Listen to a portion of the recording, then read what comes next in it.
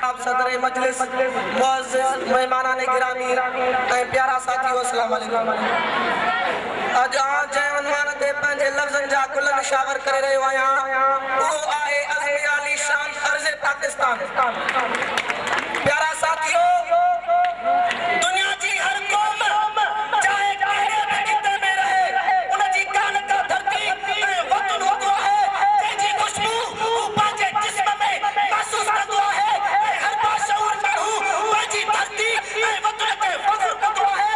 उन जे लाइ जान कुर्बान करण खां बि तारीना खे सम्झो, उन जे लाइ जान कुर्बान करण खां बि कोन किथंदो आहे। प्यारा साथियो, असां बि पंहिंजे मुल्क प्यारे पाकिस्तान सां इहे प्यार कयूं था जीअं ॿार पंहिंजी माउ आहे। छो धरती असांजी माउ आहे, पाकिस्तान असांजो गुरूर आहे, पाकिस्तान असांजो शान आहे, मान आहे, अज़्म अली शान आहे।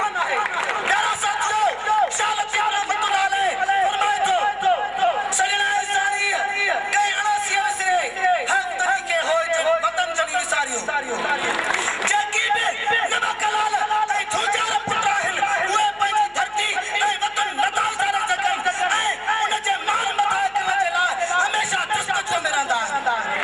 प्यारा साथियो, अज़्म अली शान अर्ज़ पाकिस्तान करे थींदी करे असीं इन मुल्क जे समूरनि नासूरनि खे ख़तमु करण लाइ जतन करियूं। वॾे में वॾो नासूर दहशतगर्दी आहे जंहिं असांजे मुल्क जो नालो पूरी दुनिया में बदनामी जे राह में विझी छॾियो आहे। इंशाअल्लाह ताला कुझु सालनि जे अंदरि इन लानत मां बि छुटकारो हासिल करे वठंदासीं।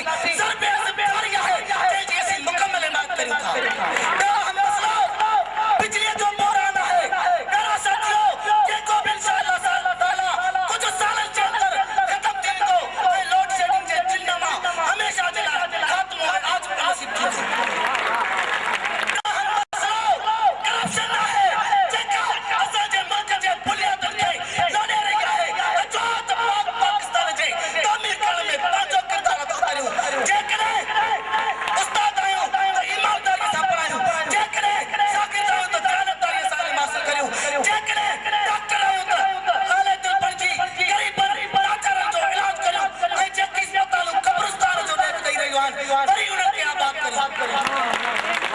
आख़िर में इस्लामी जमियत तुलबा वारनि जो शुक्रिया अदा करियां थो जेकी तालीम जे मैदान में पंहिंजो पाण मिलाए रहिया आहिनि ऐं हिन मुल्क जे ॿारनि खे इल्म सां मुनवर करे रहिया आहिनि। लख लख मुबारक हुजे तव्हां खे। शल ख़ुदा ताला तव्हां खे ॿिन्ही जाननि में कामयाब करे। इहा मूं ग़रीब शागिर्द जी अल्लाह तबारक व तआला खां इल्तिजा आहे। आख़िर में पंहिंजी तक़रीर हिन नारे सां ख़त्म कंदुसि